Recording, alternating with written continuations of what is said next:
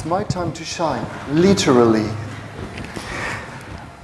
Okay, I've been an English teacher for more than 18 years. And after all those years, I still love my job, and I even still love the students. I'm also an amateur singer. I sing pop music and rock in a band, and gospel in a choir. I live in France, a beautiful country. But, how shall I say it? The French don't really have a knack for learning foreign languages. What's more, in France there is no strong tradition of singing. And on top of that, French teenagers, well, like a lot of teenagers around the world, are kind of reluctant to speak in public.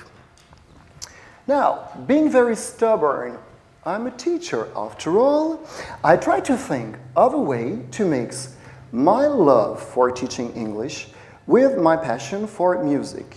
And that's how the Gospel Workshop was born. So, you take a dozen high schoolers, you bring them over to the campus here, and you tell them that they're going to have a 2-day intensive course on African American history and music. Of course, they will expect to read some brilliant extracts from Cousin McCullers and Toni Morrison. They will expect to learn historical facts and study timelines. And they will expect to revise some tricky grammar rules and irregular verbs. Well, when the big day comes, you greet them with a pleasant smile. And you tell them, yes, that's our topic. But in fact, what you'll have to do is you'll have 2 days to prepare a live show in front of an audience of strangers, and you will have to read them poetry in English and sing gospel songs a cappella. Imagine the terror they must feel. Yeah, not only will they have to speak English in public, in a place they don't know, but they will have to sing. They don't sing, right? And without music or just a piano. They're scared. Now, you might wonder what malice there is in me to put such innocent young people through such a torture. Actually, there is no malice, at least not when it comes to teaching. What I had in mind is a lateral way of considering my job. Now, to say it briefly, as an extreme summary, we could say that lateral thinking is about modifying and substituting elements, putting procedures and thoughts to other uses, and combining and reversing paradigms. So, in terms of modifications and substitutions, we changed the where. This is not a high school, it's the campus of a prestigious engineering school, so it's a place that those high schoolers don't know, and a lot of them don't even dream of ever going there. Now we changed the who. Yeah, indeed, instead of their traditional English teacher, they have that brilliant singer with a magical voice and amazing personality. That's not me. That's her. And they get the weird outgoing teacher. That is me. Right? There's the who with, which is different too. Normally in high school, you know, they stay together for an entire year with the same students. End of the story. And they change, you know, schoolmates when they change grades. Now, a couple of hours are spent with engineering students from our school. And the aim is to debunk the myth of what engineering students are. Because no, they are not brilliant nerds with no life, thick glasses, and a bad skin complexion. They are people, yeah? And we also change the when. It's not the regular weekly class, it's 2 entire days where you will have 2 people talking to them in English all day long, whether they understand or not. Yeah? That's how they feel. Disoriented, confused, lost. And that's what I want. I want them to have no landmarks that they are familiar with. I want them to be kind of virgin to English and my procedure. To be fair, it wouldn't be fun if we didn't try to confuse and disorient the audience of the show too, knowing that the show is called, you know, the Gospel Workshop Experience. So that's how the show starts. And because the only thing I always forget is the lyrics to the song, I got the lyrics.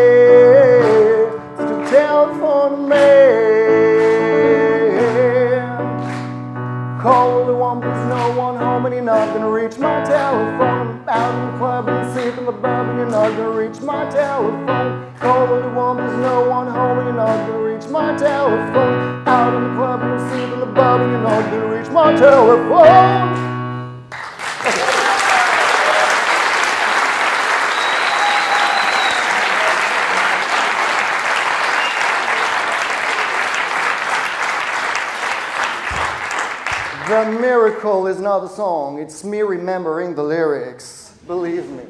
Now, of course, it's an amusing and entertaining choice of a song, but it also echoes the core message of the Gospel Workshop. That is, most of the popular music we love today comes from African American music. Indeed, look at that. What did African Americans give us? They gave us blues in the aftermath of the Civil War and in the early 20th century. No Delta blues and so on. They gave us jazz in between the two world wars. You'll have heard about New Orleans and Harlem in New York.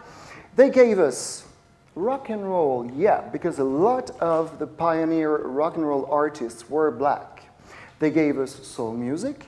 They gave us R&B, two versions, you know, old school, that's the Motown sound, and also Rihanna and others. They contributed to disco music, no grudge. And they, of course, gave us rap. Now, if you remember, I said that in the workshop we have music, but we also have poetry. That's the main message. Now, when you study poetry in class, you focus on what? Rhythmic patterns, rhyme patterns, intra, extra, contextual, you don't even understand the words, references, and so on. In the workshop, what we focus on is just emotions. And we try to see and feel and then transfer to the audience what the poet felt when writing the poem. I said too that one main element to lateral thinking is reversing paradigms. You know, saying that, no, that's not the way it is. There is another way.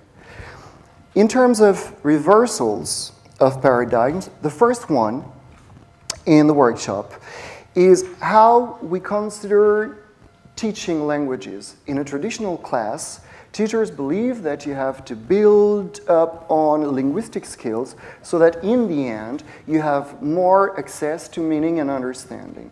Here I say no. I mean, it doesn't have to be that way. We can do it the other way around. We can, try to be given the meaning, and you receive meaning not through words only, but through my face, the way I move, the sound of my voice. And by accessing to more meaning, our linguistic skills will build up. And when you come to think of it, that's how you learned your own language. I mean, did your mother give you grammar lessons when you were a toddler? No, she didn't. And still you can speak, right? Now, the second paradigm is about assessment. When you are in class, assessment comes in the form of vocabulary tests, essays in a limited number of words, and presentations. Yeah? And the outcome is a grade, good or bad. Here, assessment is made through pleasure and fun. Indeed, if the students have fun, if they enjoy it, I'm happy and I consider that they pass.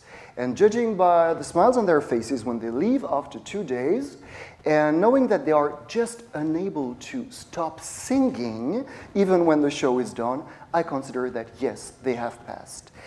Now, the third, and certainly the most crucial paradigm that I try to change, we have engineers around, so that's my knowledge of mathematics.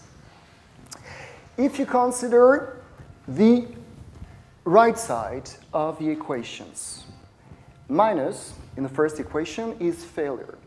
As teachers, we try to remove as many obstacles on the way of learning, right? We say, if the students are not good at that and not good at that, then we cannot mix those two elements together because it would lead certainly to failure. Not necessarily.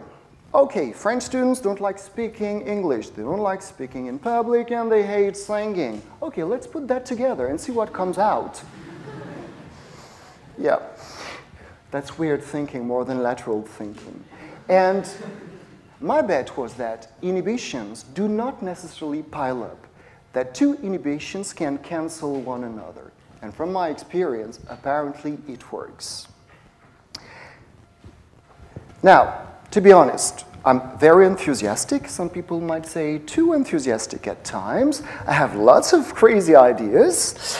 But after some time, when I write them down on paper and look back at my notes, I start having doubts.